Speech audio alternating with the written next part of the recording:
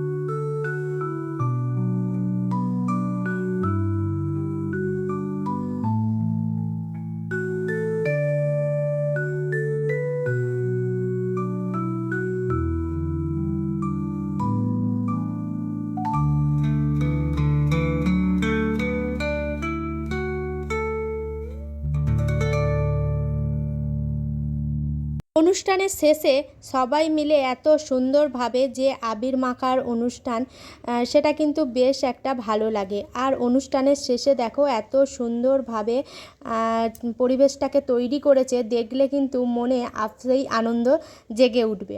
একটা দারুণ পরিবেশ। আগের দিনেও এরকম একটা সুন্দর পরিবেশ সৃষ্টি হয়েছিল, সেই রকম ভিডিও তোমাদের সাথে শেয়ার করেছিলাম। আর দেখো সেই অনুষ্ঠানের থেকেও আজকের অনুষ্ঠান কিন্তু আরও জমজমাট, তাই না? তো তোমরা যারা পুরোটা দেখছো তারা বুঝতে পারবে, যারা স্কিপ করে দেখছো তারা কিন্তু বুঝতে পারবে না। সেই জন্যই বলা, কোনো জিনিস স্কিপ করে দেখলে সেগুলো কিন্তু বোঝা যায় না। যদি পুরোটা ধৈর্য সহকারে দেখা যায় তখন কিন্তু অনেকটাই আনন্দ হয় আর দেখেও বেশ মজা লাগে, তাই না বন্ধুরা? চলো, এত সুন্দর সুন্দর নাচ দেখতে দেখতে আমরা কিন্তু একটা গানও শুনে নেব। আর গান শুনে আজকের ভিডিওটা আমি শেষ করব।